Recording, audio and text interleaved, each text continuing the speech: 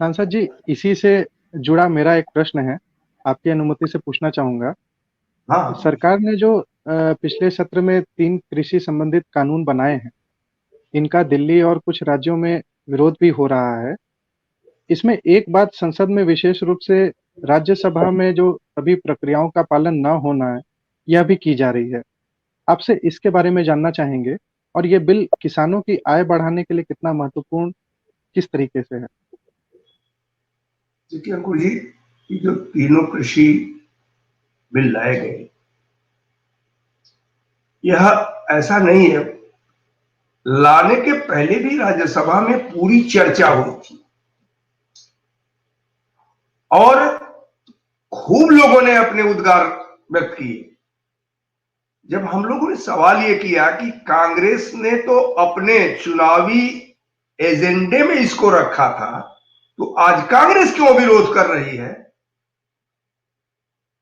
तो वो इसका जवाब न देते हुए मुड़ करके थोड़ा कहा नहीं, हमारे समय में हाँ कुछ दूसरा हम चाहते थे, आप इसको जल्दी लाइए। बहस नहीं की। ये बात आपको ध्यान होगी, जब आदरणीय प्रधानमंत्री जी आए थे राज्यसभा में महामहिम राष्ट्रपति के धन्यवाद प्रस्ताव पर, तो उन्होंने एक शब्द कहा था, बड़ा महत्वपूर्ण शब्द है। उन्होंने कहा था कि भाई, आप इस पर क्यों नहीं खुश होते हो कि मनमोहन सिंह जी की सरकार के लिए गए निर्णय को हम पालन कर रहे हैं, इस पर तो मेरी पीठ थपथपा दो और ये कहो कि नहीं ये तो मेरा था, आपने वो किया। लेकिन देखो, जब विरोध करना होता है और केवल विरोध के लिए होता है, तो उसका कोई अंत नहीं होता है। जैसे 12 बार वार्ता हुई किसानों से और किसानों की एक बात रही, नहीं पहले तीनों कृषि कानून खत्म करो फिर बात करेंगे। तो उसके बाद बात कौन करोगे? हम तो 1.5 साल तक स्थगित कर दिए, आप इस बीच में हमको सुझाव दे दो कि उसमें क्या क्या कमी है। माननीय कृषि मंत्री जी ने संसद में इस बात को कहा कि उसमें काला क्या है भाई, ये बता दो। कोई सांसद नहीं बता पाया कि काला क्या है, कोई नहीं बता पाया। उन्होंने ये कहा कि मैं 1.5 साल के लिए स्थिर कर दिया हूं, हमको आकर बता दो। तो देखिए, सबसे बड़ी बात यह है इसमें, किसानों की आय को दोगुनी करने वाली बात जो है, ये पहले से लिया गया था। स्वामीनाथन कमेटी की रिपोर्ट, स्वामीनाथन कमेटी की रिपोर्ट से भी आगे बढ़कर करके नरेंद्र मोदी जी की यह सरकार कर रही है। उसमें यह कहा था कि किसानों के लागत मूल्य जो होती है उसका हम 1.5 गुना करेंगे तो 2 गुना करेंगे। इस क्रम में हमने जो बिल लाया, तो उस बिल में यह साफ साफ ये किया कि आप जहां चाहिए तहां ले जाकर के बेच सकते हैं अपना सामान। पहले बंधन था, एक प्रदेश से दूसरे प्रदेश में नहीं जाता था। हमारे कृषि कानून बनाने के बाद आप जहां चाहिए, जहां अच्छा पैसा मिले वहां ले जाकर के बेच सकते हैं, जिस बाजार में मिले उस बाजार में ले जाकर के बेच सकते हैं। ये किसानों के लिए था। ये वास्तविकता ये है कि कुछ बड़े आढ़तिये जो हैं, फीड वो फीडबैक करते चले जा रहे हैं, वो इस आंदोलन को कर रहे हैं कि ताकि उनका धंधा मर रहा है। ऐसे लोग जो अपना, अब पंजाब में तो कॉन्ट्रैक्ट फार्मिंग पहले से रही भाई।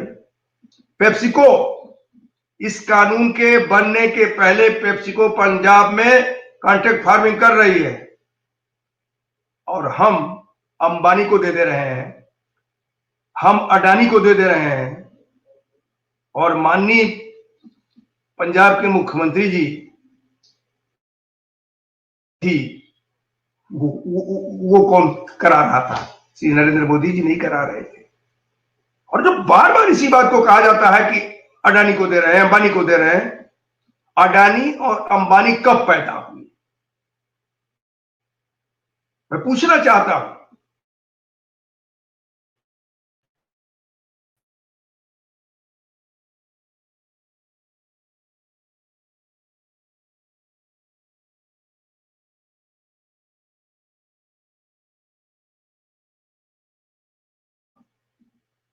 लेकिन कांग्रेस के शासन के बाद भी आज वो अपना कार्य ईमानदारी के साथ अपना जो अगर काम कर रहे हैं तो सरकार उद्योग को बढ़ावा देने के लिए जरूर उनको मदद कर सकती है। अगर देश में हित में नहीं होगा तो सरकार किसी भी स्थिति में उनको मदद नहीं कर सकती है।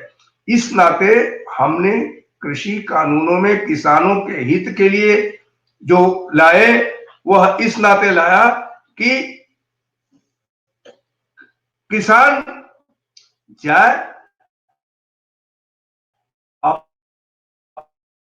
मैं ये कह रहा था कि किसान को बुरी तौर पर खुली बाजार मिल गई।